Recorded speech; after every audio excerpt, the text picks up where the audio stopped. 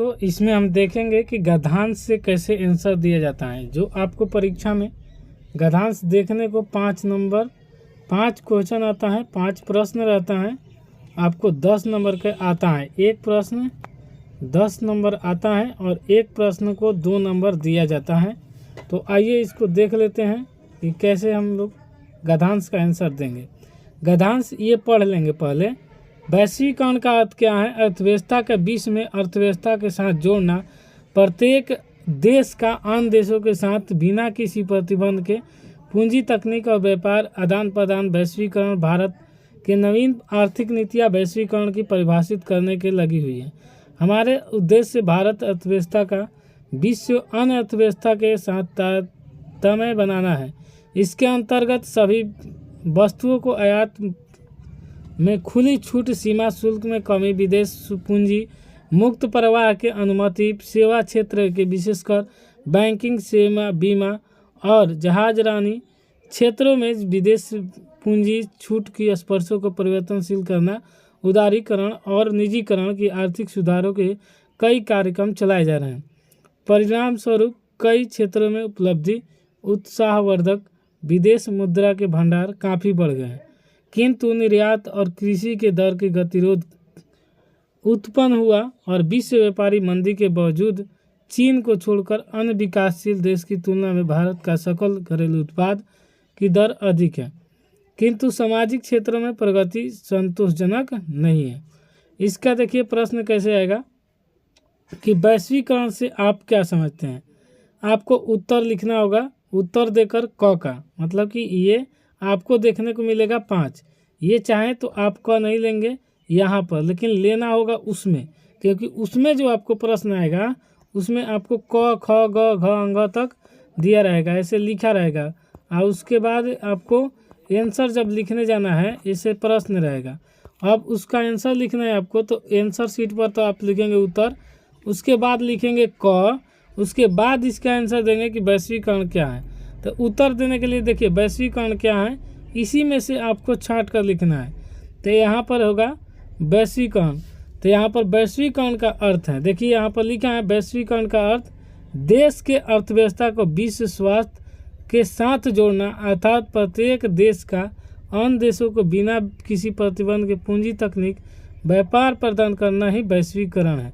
तो यहाँ से यहाँ तक आप लिख सकते हैं वैश्वीकरण का परिभाषा। यही परिभाषा हम यहाँ लगा दिए हैं कि देश के अर्थव्यवस्था को विश्व अर्थव्यवस्था के साथ जोड़ना वैश्वीकरण है। इसके अंतर्गत बिना किसी प्रतिबंध पूंजी को तकनीक एवं व्यापारिक आदान प्रदान करना, यही गद्यांश है। और गद्यांश लिखने के लिए आपको क्या करना होगा कि सबसे पहले आप ये बात को ध्यान रखेंगे कि इसी में से प्रश्न का आंसर आपको मिल जाएगा। उसके बाद दूसरा प्रश्न देखिए, दूसरा प्रश्न है कि भारत सरकार की नवीन आर्थिक नीतियाँ कैसे परिभाषित करने लगी है। तो आपको आंसर देकर लिखना होगा, और आंसर ऐसे देकर लिखना होगा। तो उत्तर, और उत्तर यहाँ पर पहले क्या लिखेंगे आप, उत्तर में लिखेंगे कि ख, यहाँ पर लिखेंगे ख और तब लिखेंगे उत्तर। भारत सरकार की नवीन आर्थिक नीतियाँ वैश्वीकरण की परिभाषित करने में लगी है। इसका भी आंसर अगर कहेंगे तो इसमें ही दिया है।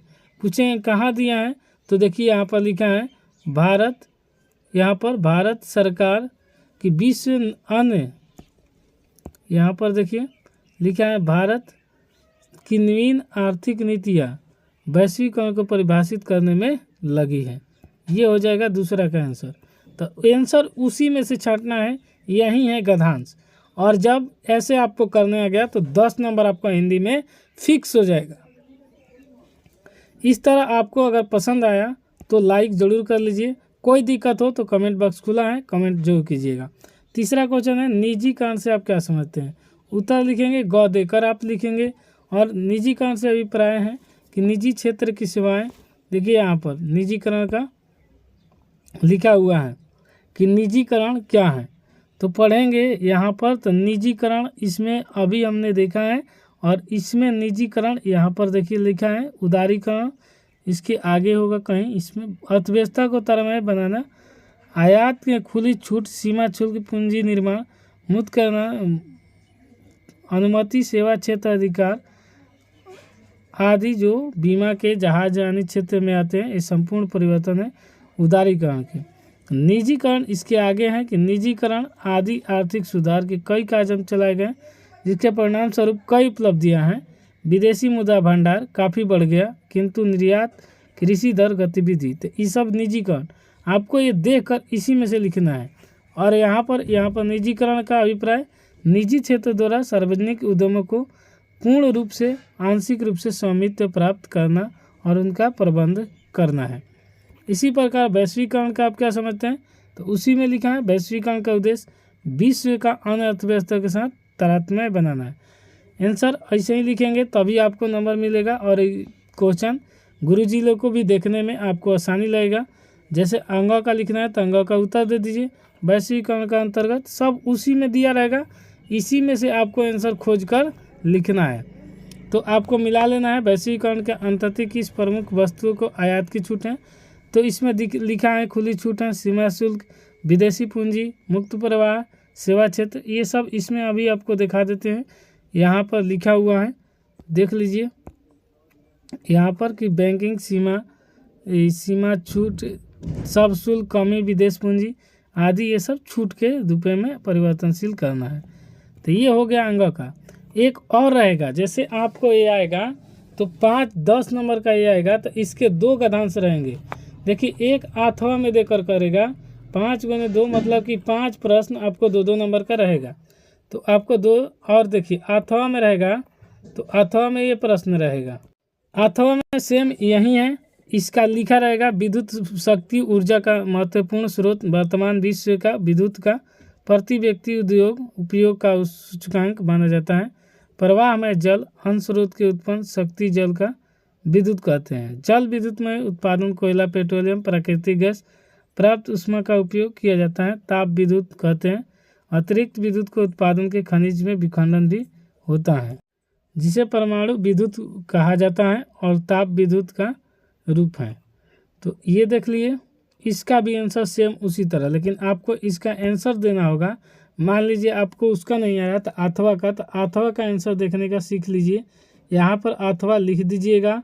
अथवा कैसे लिखिएगा, प्रश्न पहला का अथवा, उसके बाद आंसर दीजिएगा कौन सा शक्ति ऊर्जा का महत्वपूर्ण स्रोत माना गया, तो विद्युत शक्ति ऊर्जा का महत्वपूर्ण स्रोत माना गया है। देखिए यहाँ पर लिखा है विद्युत शक्ति ऊर्जा का, फर्स्ट वाला लाइन है, विद्युत शक्ति ऊर्जा का महत्वपूर्ण स्रोत माना गया है। तो इस तरह पहला का आंसर दे देंगे, इसी में से दूसरा का, लेकिन लिख कर दीजिएगा अथवा, क का उत्तर, दू का, ख का उत्तर, अथवा के ख का उत्तर। ऐसे तरह आप देख सकते हैं अंग तक। आपको इतना हम बता दिए, अब इसमें आपको समझ में आ गया होगा। सारा प्रश्न का उत्तर लिखा गया है। वीडियो आप देख कर देख सकते हैं। आपको टाइम हम ज़्यादा नहीं बर्बाद कर सकते क्योंकि परीक्षा नज़दीक है। इस तरह वीडियो कैसा लगा, पसंद आया तो लाइक, शेयर, सब्सक्राइब जरूर कीजिएगा। और कोई दिक्कत हो तो कमेंट बॉक्स खुला रहता है, कमेंट में अपना सलाह ज़रूर दीजिएगा।